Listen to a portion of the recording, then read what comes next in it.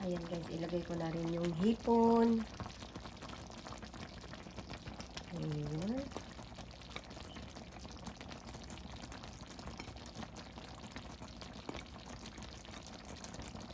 Malalaki itong hipon guys. Malalaki yan. Yummy yummy.